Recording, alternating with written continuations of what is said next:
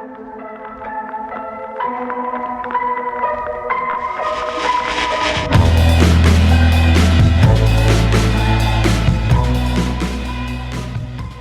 everyone. I'm Adam, And I'm Rana. and this is the Strange Scape Podcast, where we find strange and unusual news so you don't have to. And on today's episode, we have Fallout Vodka. So, this is the first liquor made from crops grown in the Chernobyl exclusion zone. And it is called, I love the name, it's called Atomik Vodka. So, for all you Fallout fans out there, this is the real shit right here. This is Nuka-Cola. Quantum. Quantum. Yeah.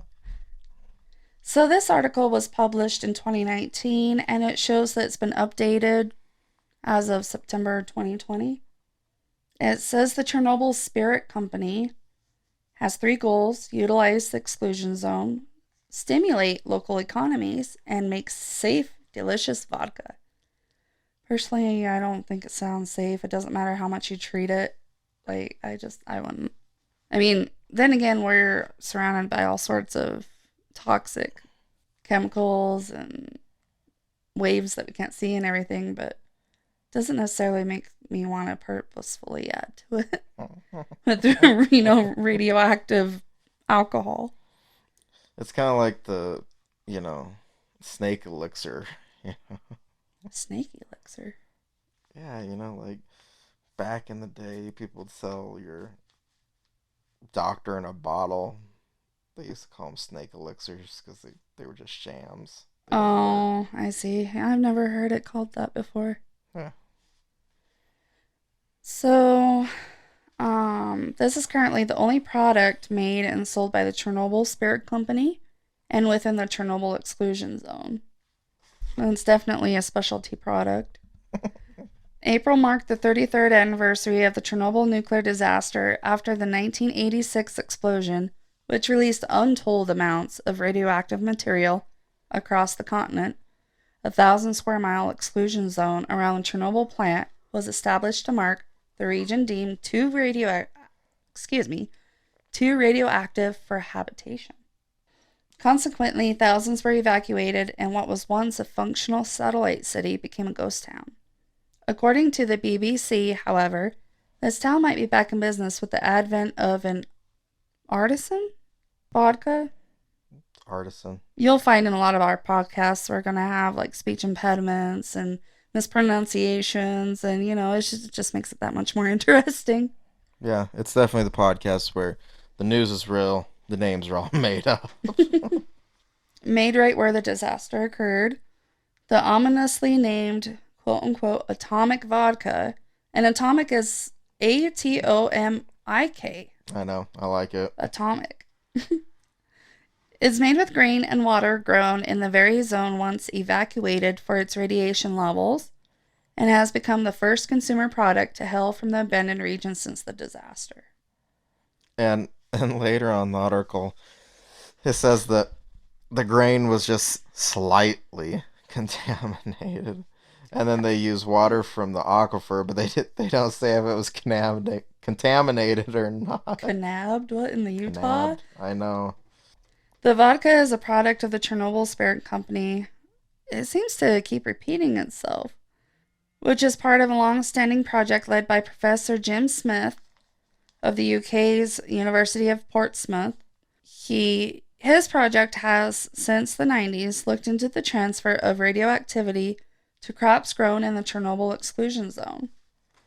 The business has so far developed one finished bottle, which is by all accounts safe to drink. Or they think it is. So, why just one bottle? Are they seeing where this is going to go? If people are actually going to... Like, I can see somebody maybe possibly getting it just as a keepsake, maybe not to consume. Well, I don't know. No, later on in the article it says there's a bar in London that is serving it. So. Oh, really? Making martinis with it. Atomic martinis. So, with all the alcohol that vodka has in it, it doesn't really go bad. Or would it eventually? No. doesn't really go bad. So if it just sits with your radioactive stuff in it, is it gonna change anything Well, it's not after years and radioactive. years? Supposedly not. Well, right. I mean, you can't get rid of everything, It's can you? completely safe. Well, that was part of the experiment. That's why they did this. Hmm. If you read later on in the article, they talk about how they wanted to do this experiment to see if distilling would actually remove radioactive toxins as well. And apparently, supposedly, it did. Well, Smith assured everything was below their limit of detection. I wonder if they drink it. I'm just curious. It Let's doesn't. I haven't seen anything so far. They took a swig. let's toast our achievement. Smith claims this is no more radioactive than any other vodka. So is like all the other alcohol we drink radioactive then? Is that what he's saying? Maybe. Or I don't know. Any chemist will tell you when you distill something, impurities stay in the waste product. So we took rye that was slightly contaminated and water from the Chernobyl aquifer and we distilled it. Right, and I like how we just leave out if the aquifer was contaminated too, like because you know that aquifer is feeding more than just Chernobyl. Smith and his colleagues plan to reintroduce the profits made from Atomic vodka into the local communities whose livelihoods were destroyed with the explosion. God, that happened when we were kids, didn't it? I think it was before, let me go back, 1986. So we Oh, weren't even thought of yet. we weren't even born yet.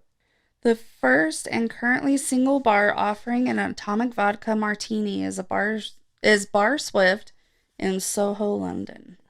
Soho, London. Mm-hmm. Some of the names on I don't these know, maybe places. I'm pronouncing Soho wrong. It'd be Soho. I like Soho better. Shark bait, hoo ha ha. It's a lot like that. As one of the founding members of the Chernobyl Spirit Company, Dr. Jen. I have no idea how they pronounce this. We'll just say the doctor of the Ukrainian Hydrometeorological Institute in Kiev.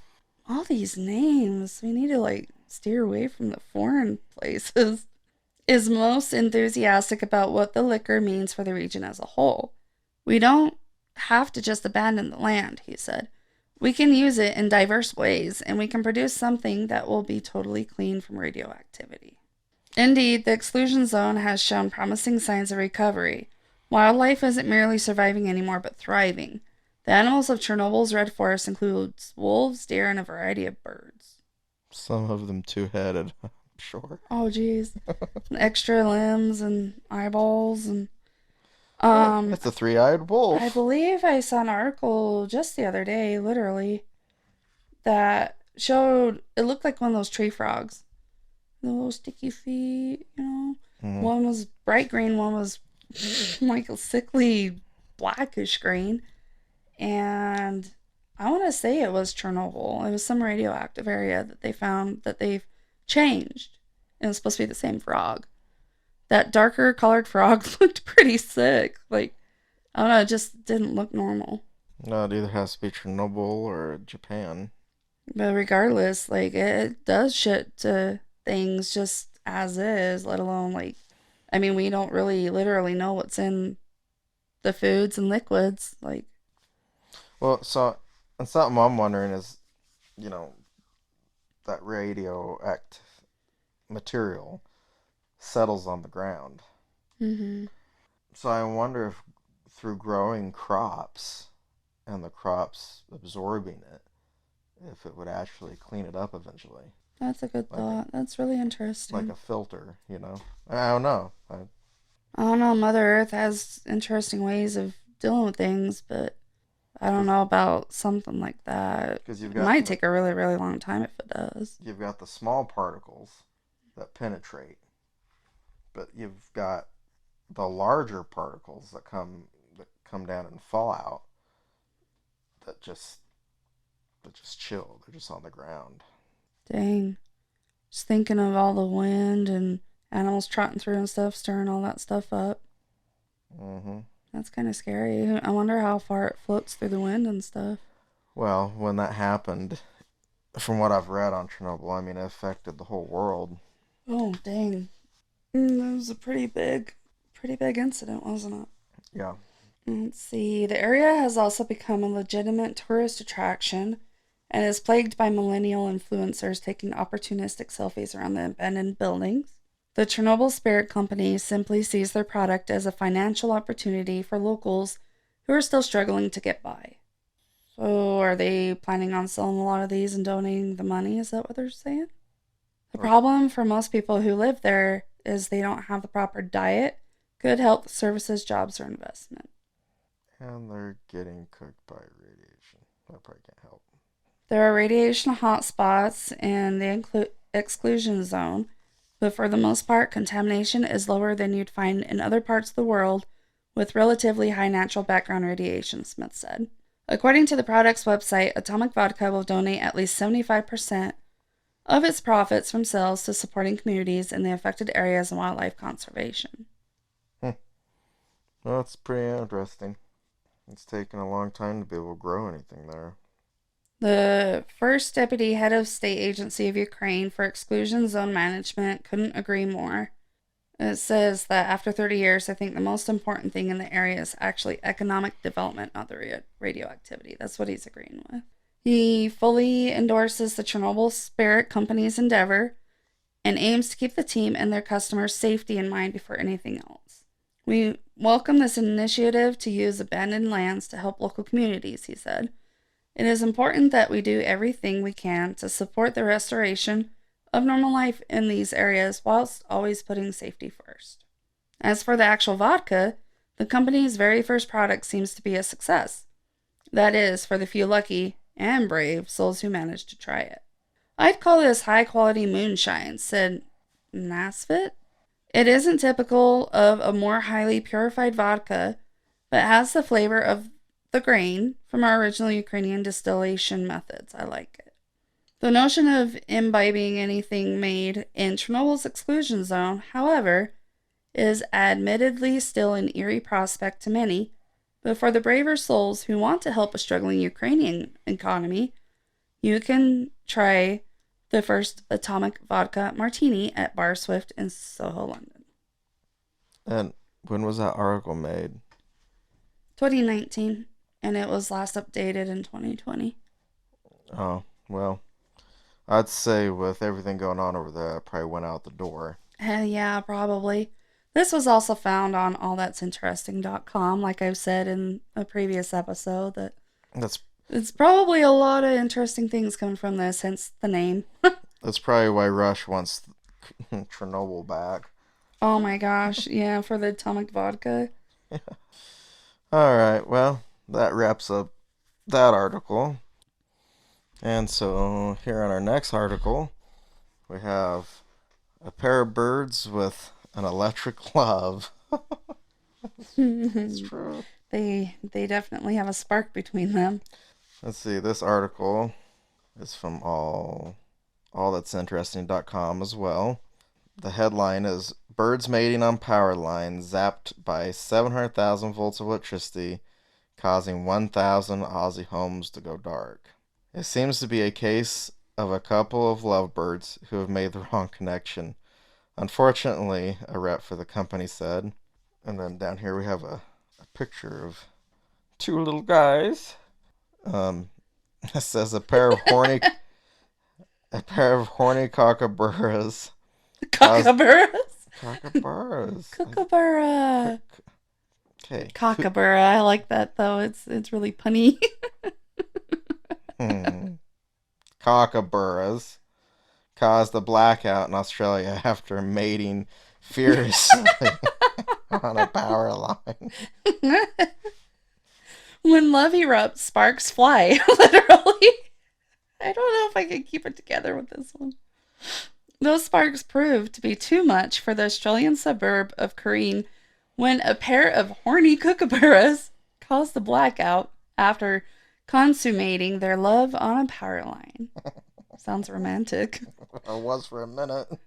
According to it was for a minute. According to W8 Today, the pair of kookaburra birds got a little too rowdy with one another atop a power line running through the suburb of Perth.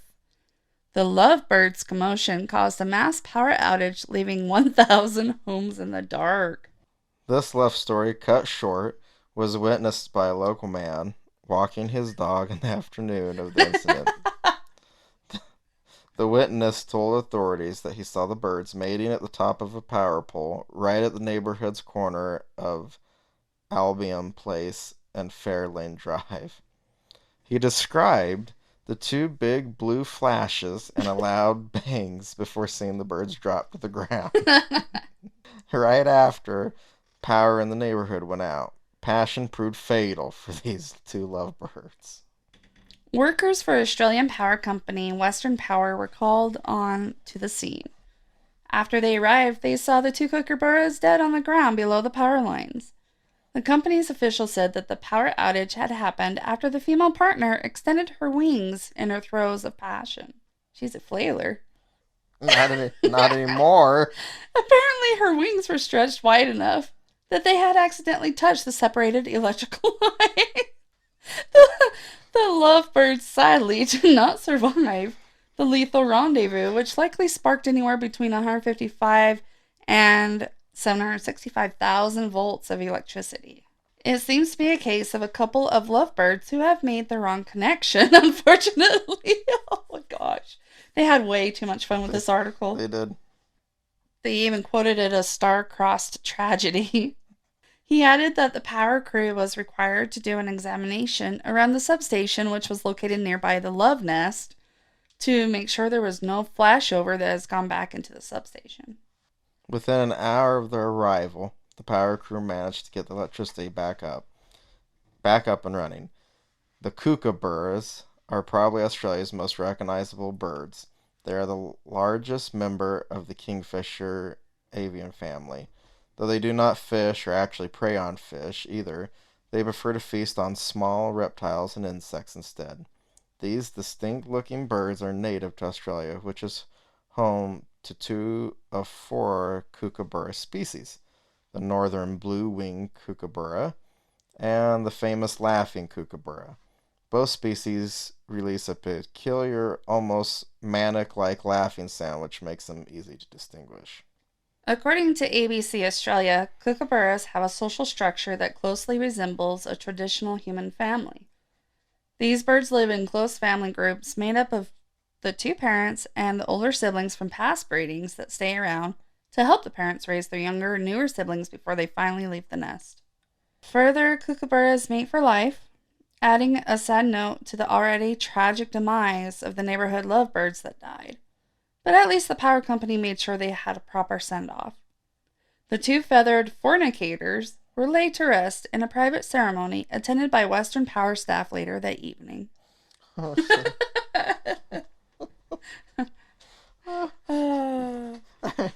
She must have had a pretty big wingspan, man. I would say, I mean, it's not necessarily always a good thing to be, flapping your flippers around. Well, maybe that's like their version of spreading your legs. I don't know. Spread him a little too far that time. She was really flexible on human standards. Oh my gosh. So flexible that it was shocking. Oh. Talk about going out with a bang. Oh my gosh. Yeah. It was just, really electrifying. Apparently. That was probably the most entertaining article we've done so far. I don't know. Slapping was pretty entertaining. Oh, well, yeah, but there's so many, puns with this. I love it. There But was. I'm also a really punny person. Adam, not so much. What can I say? No, it was a good article. I didn't even know it was possible.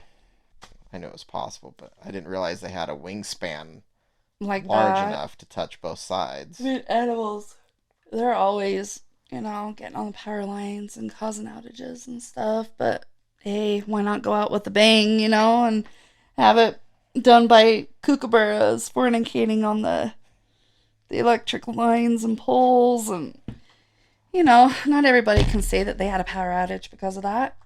No, probably not. All right, well, that wraps up that article. And it also wraps up our show. So, as always, check our Facebook out for links to these articles so you can see the pictures. Not a lot of pictures of this one. There wasn't a lot of pictures of the Chernobyl one either. Just It just had a picture of the bottle and the pic- vodka, but yeah, we could still try to add it there. And I would think most people know what a kookaburra looks like. I mean, there's no image of the actual incident. no, just a picture of two generic kookaburras not fornicating on a power line. No, unfortunately not. But yeah, so check us out there. Like it, share us. Yeah, until next time. Until next time.